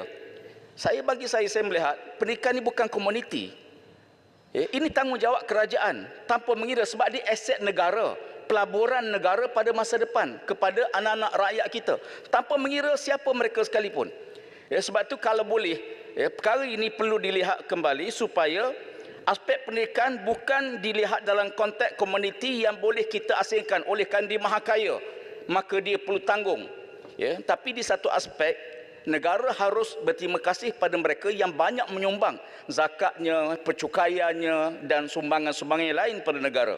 Jadi oleh kerana itu, ukuran mereka bukan hanya kepada apa yang mereka makan, bukan salmon dan avocado. Kalau kita lihat pada makanan dia, saya rasa bajet ni kita bernamakan bajet salmon dan avocado. Tadi betul, Teman Ketua, saya lihat satu lagi aspek yang besar dalam konteks ini ialah tentang bila kerajaan berusaha untuk meningkatkan gaji minima. Ramai di antara pembahas yang menyentuh soal ini. Tapi saya nak lihat dalam konteks kesan segera. Bila kerajaan mengumumkan untuk meningkatkan gaji minima daripada 1,500 ke 1,700. Saya fikir satu kajian perlu dibuat. Bila kita naikkan daripada 1,200 ke 1,500, banyak mereka yang sangat terkesan. Sekarang kita umum daripada 1,500 akan naik ke 1,700 gaji minima. Ramai di antara usahawan-usahawan kita yang tak mampu menggaji pekerja-pekerja dengan gaji minima. Sebagai contoh, bila diumumkan gaji minima, kesan langsung yang berlaku sebagai contoh ialah pusat asuhan kanak-kanak telah mengumumkan akan meningkatkan yuran kepada 20 hingga 25% bagi menampung gaji kepada pekerja dia. Bermakna ibu bapa yang hantar anak dia ke pusat asuhan terpaksa menanggung peningkatan kos. Seorang anak mungkin 500-600, kalau dua orang 1,200. Bayangkan kalau anak-anak 2-3 yang lain. Maknanya kos yang terpaksa ditanggung oleh kerajaan akibat kita meletakkan 1,700 gaji minima. Saya menyokong hasrat supaya rakyat kita dapat, tetapi kesan, harus lihat kesan kenaikan gaji minima ini. Sama juga bila kita lihat tentang usaha untuk mengurangkan penghapusan subsidi petrol. Sahabat-sahabat kita ramai yang bangkitkan isu ini. Mungkin penyelesaian dalam konteks ini ialah kepada penggunaan pengangkutan awam. Isu besar yang kita hadapi pada masa ini ialah sistem pengangkutan awam kita yang tidak begitu sempurna atau tidak yang boleh mengecewakan kita semua. Sebagai contoh, kita perlukan satu pelan holistik. Kerajaan belanja bilion untuk menyiapkan fasiliti pengangkutan awam. Tapi kalau kita tengok siapa yang ambil manfaat dengan subsidi pengangkutan awam. Tuan-tuan boleh tengok sama ada MRT ke LRT ke apa kenderaan, maknanya dia masih lagi gagal untuk menarik pengguna untuk menggunakan pengangkutan awam. Justru itu saya sekali lagi ingin menggesa kerajaan untuk terus memberi tumpuan dalam menambah baik sistem pengangkutan awam negara supaya dia menjadi alternatif kepada rakyat, supaya dapat mengurangkan bila kita naikkan kos petrol dan sebagainya, dia akan dapat mengurangkan penggunaan kenderaan persendirian. Perkara lagi yang saya rasa juga perlu saya sentuh ialah soal kerajaan bila apungkan sistem diesel mengikut harga pasaran antarabangsa, timbul masalah berapa harga diesel hari ini. Kalau tengok data yang ada, hari ini satu tong diesel dengan harga lebih kurang 99.23 USD atau 371.47 ringgit Malaysia. Bermakna 1 liter ialah 2.62 ringgit 1 liter. Tapi rakyat bayar 3 ringgit 16 sen 1 liter. Bermakna setiap liter harga diesel tidak mengikut apungan sebenar. Bermakna rakyat menanggung sekurang-kurang 54 sen lebihan bayaran berdasarkan harga apungan diesel di peringkat antarabangsa. Jadi saya fikir perkara ini, kalau ini yang terjadi, bermakna satu hari kalau kita ikut dosen punya laporan dan penggunaan diesel sebanyak 22.2 juta liter sehari, bermakna satu hari kerajaan mendapat lebihan sebanyak 11.98 juta ringgit sehari. Dan ini menyebabkan rakyat terpaksa menanggung dengan pelbagai kos-kos yang lain yang bertambah. Perkara lagi yang saya nak sentuh dalam masa yang ada ialah isu perubahan iklim dan tempatan dan risiko. Negara kita sekarang berdepan dengan risiko yang agak serius, isu banjir yang tidak menentu, dan minggu lepas pun kita sendiri pun berdepan dengan masalah sidang parlimen terpaksa dilewatkan kerana banjir dan banyak kali berlaku banjir. Saya lihat bahawa ini pada bulan Oktober Perdana Menteri Belanda datang ke Malaysia dan Belanda telah pun bersetuju untuk menghantar pakar dia bagi melihat tentang mekanisme penggunaan ataupun penyelesaian isu tempatan banjir dalam konteks negara walaupun berbeza geografi. Belanda 60% negara di bawah para laut. Dan dia telah menghabiskan satu jumlah yang sangat besar dengan buat pinjaman. Poin saya ialah kajian tak boleh berdasarkan peruntukan sedia ada mengikut rancangan Malaysia pertama, kedua sebagainya. Rancangan Malaysia ke-12 ya. Dengan hanya memperuntukkan lebih kurang dalam 2 atau 3 bilion ya. Tetapi diperlukan satu dana yang besar ya, one off yang boleh menyelesaikan secara total tempatan banjir. Kalau kita bagi sedikit demi sedikit ya, dia tidak akan menyelesaikan masalah. Sebagai contoh, dalam laporan ni kerajaan mengemukakan beberapa projek tempatan banjir. Ya, sebahagian besar bila saya buat semakan terhadap apa yang kerajaan umumkan dalam bajet 2025, dia hanya mengulang benda yang pernah diumumkan sebelum ini. Daripada 12 rancangan tempatan banjir diumumkan oleh dalam belanjawan kali ini, yang menilai 3 bilion. Ya, projek seperti RTB Sungai Damansara, Selangor, RTB Sungai Teriang di Pahang, merupakan projek yang sedia ada yang dikita semula, diumumkan semula. RTB Sungai Damansara seperti diumumkan dalam web JPS Selangor telah pun bermula pada 13 September 2023 dan kesiap dalam masa 2 tahun. RTB Sungai Teriang, ya, kalau kita lihat dalam pengumuman rancang oleh Yang Amat Menteri Besar Pahang, ya, bahawa projek ini telah pun masuk pada rolling plan ketiga dan MK12. Bermakna dia benda tu dah dilaksanakan sebelum ini. Tiba-tiba diumum dalam bajet ya, yang 2025. Saya fikir perlu ada semakan semula terhadap apa yang kita umum supaya isu-isu masalah banjir dapat kita atasi. Akhir sekali saya ingin juga menyentuh soal tentang penggunaan isu bekalan air. Ya. Isu bekalan air ini ialah banyak negeri kita berdepan dengan isu RNW yang agak tinggi dalam ucapan yang telah dijawab oleh Menteri. Bagi saya kerajaan persekutuan perlu menyediakan satu dana khas lah. Sebab kalau kita serah kepada operator negeri, ya, mereka tak mampu. Sebab kos yang sangat besar. Untuk penggantian paip dalam tempoh 40 tahun, paip-paip ni semua terpaksa diganti tempoh hayat dia. Dan kosnya setiap negeri tak kurang pada 2-3 bilion. Dan tak mungkin negeri mampu. Lantaran itu saya mencadangkan suatu tabungan atau dana khas diperuntukkan lebih awal supaya proses penukaran paip dapat dilakukan dan kita berjaya mengurangkan isu NRW. Termasuk juga loji rawatan air. Yang ada hari ini banyak loji rawatan air di pulau-pulau dibuat di tanah besar, tidak di pulau. Ya, implikasi dia bila berlaku kebocoran bawah laut, ya, sebagaimana yang sedang berlaku di Kedah sekarang, ke Langkawi, menyebabkan kadar NRW sangat tinggi. Saya mencadangkan semua loji rawatan air hendak dibuat di pulau. Kita hantar air mentah, ya, supaya dirawat di pulau, supaya kalau berlaku kebocoran sekalipun dia tidak akan meningkatkan kos kita. Akhir sekali, Tuan Ketua, saya ingin sudahi dengan memetik suatu hadis Nabi SAW. Sabda Nabi SAW, la imana liman la amanatalah, wala dina liman la ahdalah.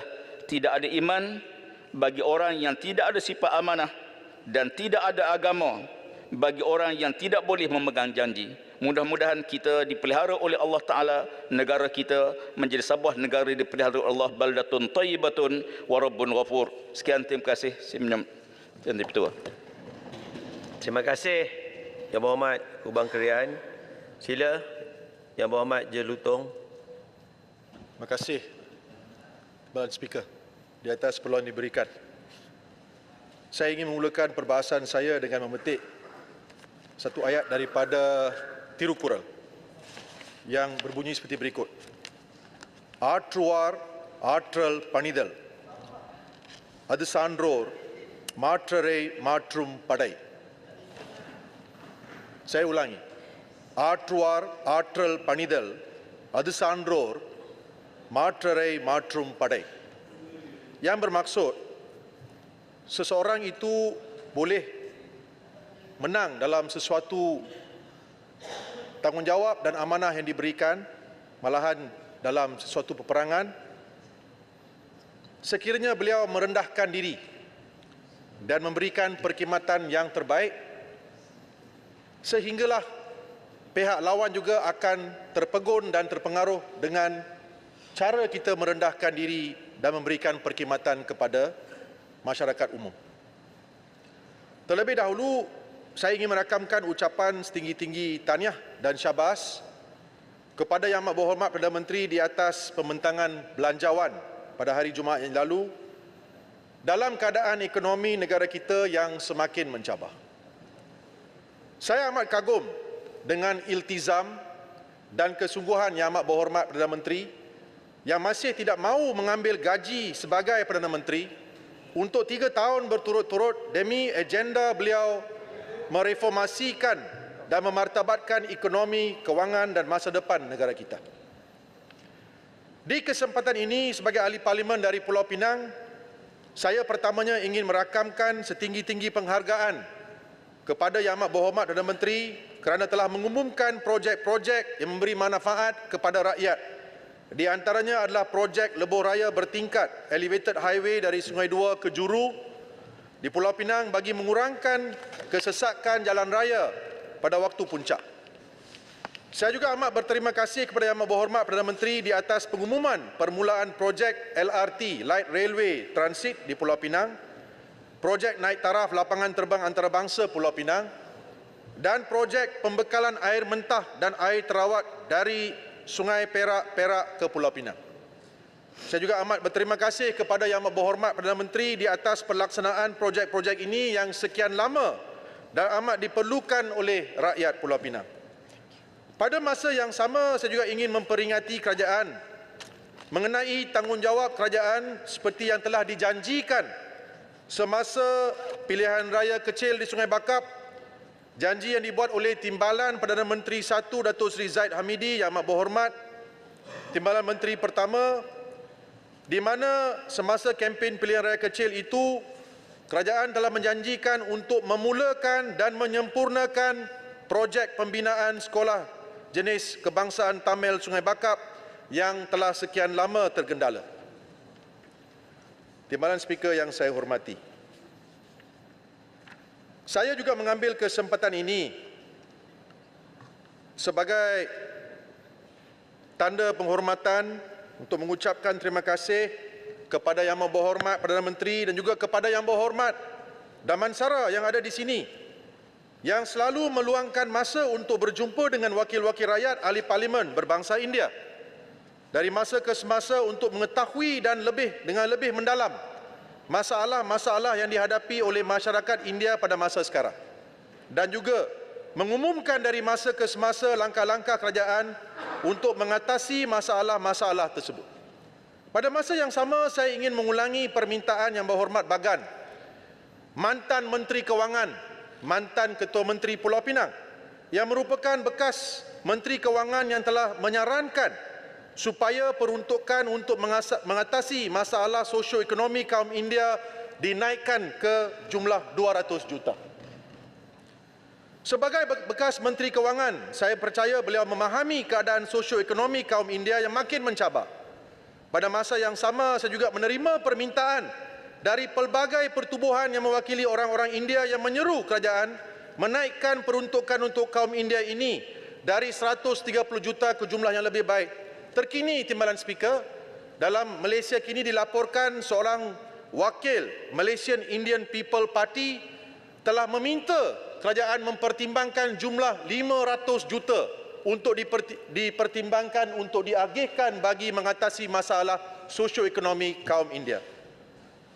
Saya di sini cuma ingin memohon, saya percaya Yang Amat Berhormat Perdana Menteri yang merupakan seorang yang berjiwa rakyat, yang selalu memberi perhatian kepada masalah rakyat Malaysia dari pelbagai kaum, akan memberi perhatian kepada permintaan ini, dan saya sebagai penyokong tegar PMX ingin menggunakan kesempatan ini untuk merayu kepada beliau untuk mempertimbangkan, meningkatkan lagi peruntukan untuk mengatasi masalah sosioekonomi rakyat India daripada 130 juta ke 200 juta seperti yang diminta oleh Yang Berhormat Bagan. Kerana saya fikir bahawa ini adalah perkara yang perlu kita memberi perhatian. Pada masa yang sama, sebagai pengurusi Lembaga Wakaf Hindu Pulau Pinang, pertama kalinya kita menerima peruntukan daripada Kerajaan Persekutuan ketika Yang Berhormat Bagan menjadi Menteri Kewangan, iaitu RM700,000 telah diberikan.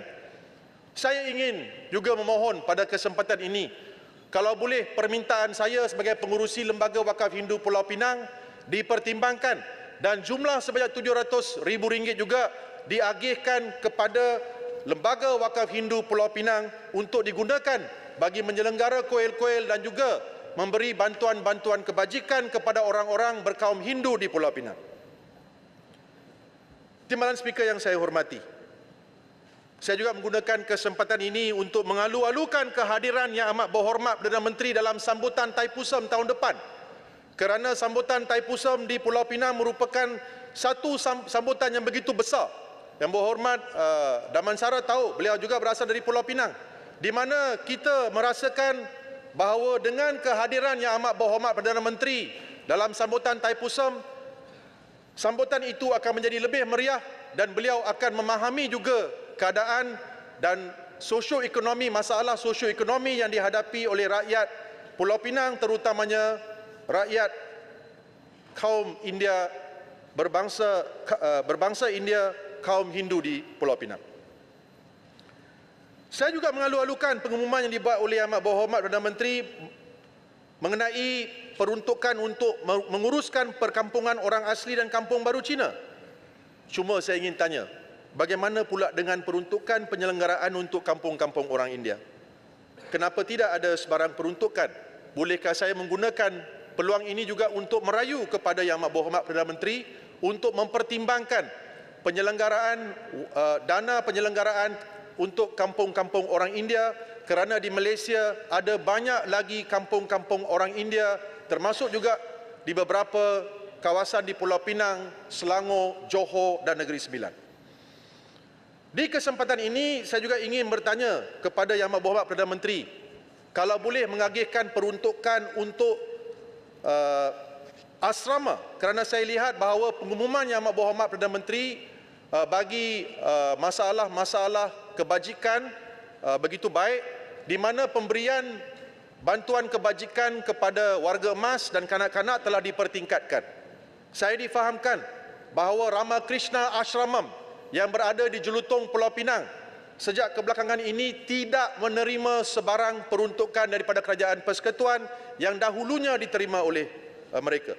Dalam kesempatan ini, saya sebagai ahli parlimen daripada Pulau Pinang juga ingin merayu kepada Yang Amat Berhormat Perdana Menteri untuk mempertimbangkan pemberian peruntukan untuk Ramakrishna Ashramam di Pulau Pinang yang selalunya menerima bantuan daripada Exco Kerajaan Negeri Pulau Pinang, adik ataupun abang kepada Yang Berhormat Damansara, Yang Berhormat Jagdeep Singh Dio, yang juga merupakan adun Datuk Keramat dan Exco Kerajaan Negeri Pulau Pinang, di samping saya yang memberi bantuan dari masa ke semasa. Permintaan saya adalah sekiranya mereka menerima bantuan kewangan daripada Kerajaan Persekutuan tiap-tiap tahun, ia akan mengurangkan beban yang dihadapi oleh mereka, di mana mereka sekarang mempunyai sekurang-kurangnya 52 anak-anak yatim piatu yang tinggal di asrama tersebut. Datuk Speaker, di kesempatan ini saya ingin merakamkan ucapan tahniah kepada Yang Amat Berhormat Perdana Menteri, kerana saya melihat kesungguhan kerajaan untuk memerangi gejala rasuah yang makin parah di negara kita. Kerajaan telah memperuntukkan jumlah sebanyak RM338 juta. Namun demikian, saya ingin membawa kepada perhatian Yang Amat Berhormat Perdana Menteri bahawa kesungguhan beliau untuk memerangi rasuah di negara kita mungkin tergendala kerana ada unsur-unsur dalam SPRM yang boleh menyalahgunakan kuasa, sehinggakan ada beberapa kes-kes tertentu sahaja disiasat dan dituduh. Saya menggunakan contoh.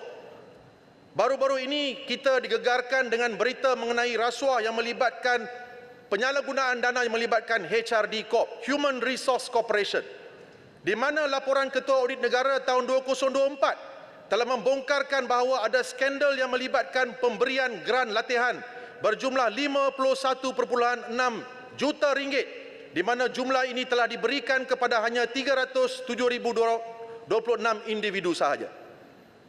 Saya juga difahamkan bahawa ada kehilangan dana sebanyak 49.38 million.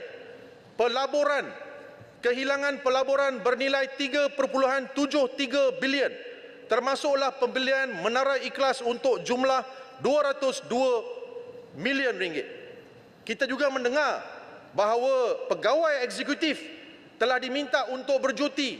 Saya sekarang mendengar cerita yang amat membimbangkan. Kononnya beliau telah diminta untuk kembali bertugas. Apa yang berlaku? Kita telah membahaskan perkara ini di Parlimen. Kita telah minta supaya tindakan diambil terhadap pihak-pihak yang terlibat. SPRM telah melakukan serbuan ke HRD Corp. Tiba-tiba pegawai yang terlibat diminta untuk kembali bertugas. Saya mohon penjelasan daripada menteri yang berkenaan.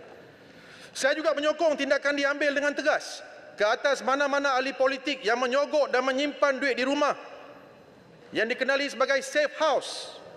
Baru-baru ini kita mendengar seorang ahli politik yang terkenal telah menyogok sebanyak 5 juta ringgit wang, dan wang ini telah disita oleh SPRM.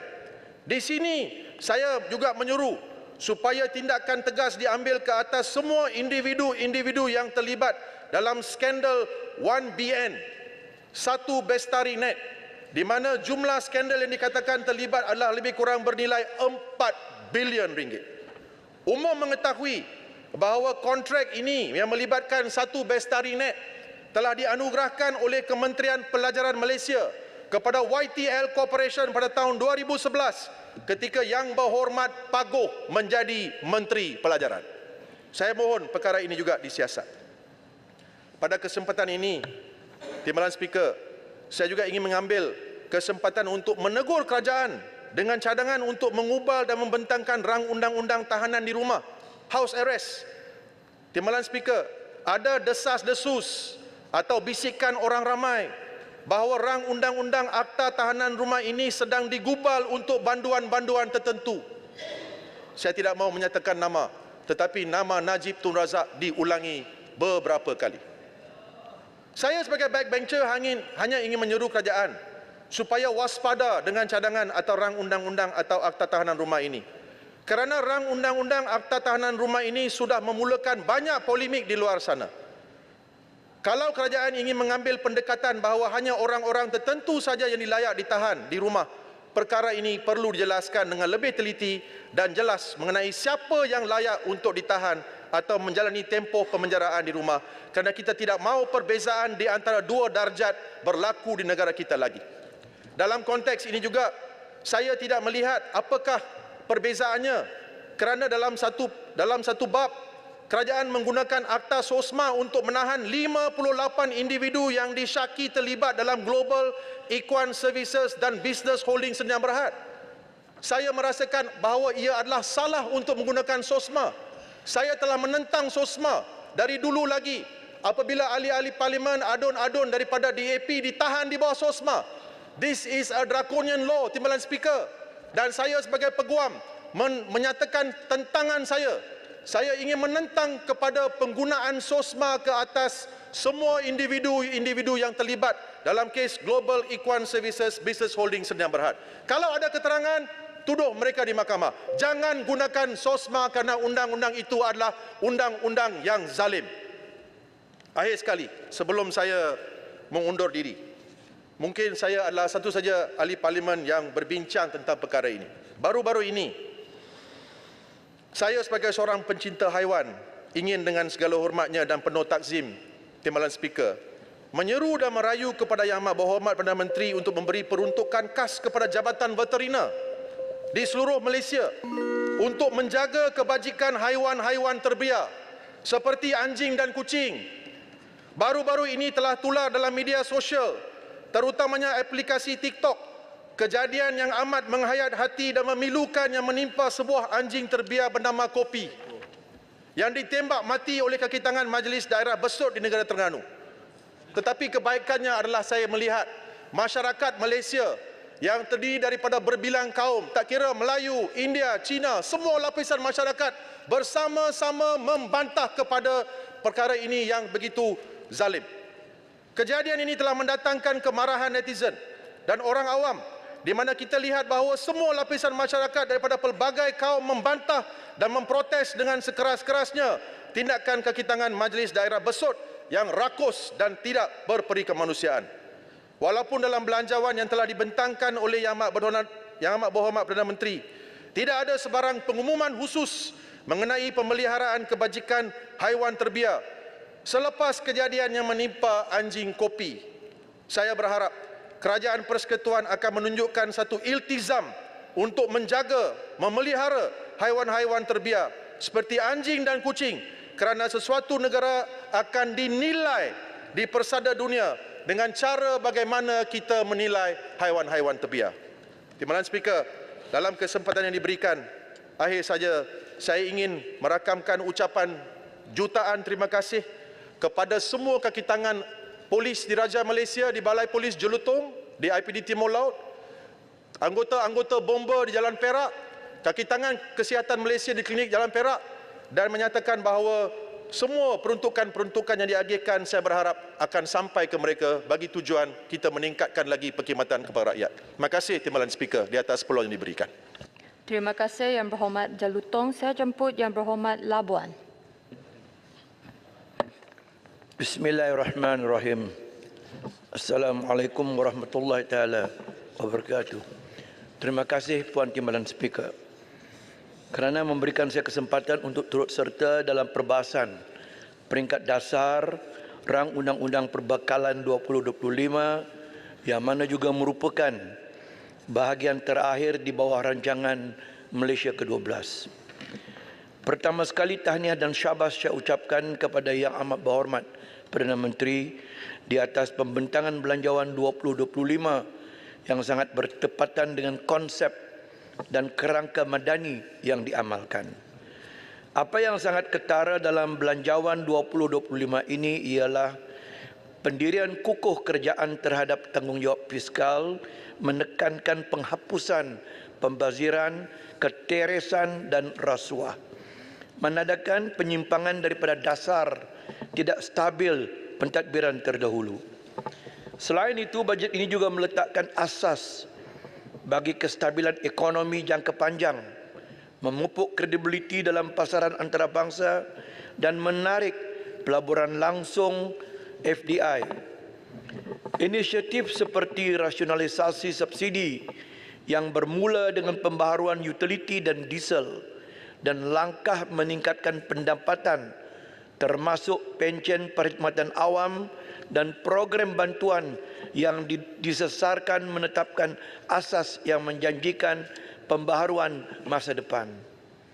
Tanpa projek mega, bantuan kepada rakyat ditingkatkan, deretan projek infrastruktur yang bermanfaat buat golongan terbanyak, saya percaya ini harus menjadi kayu pengukur yang baik untuk diteladani dalam menguruskan perbelanjaan negara secara berhemah.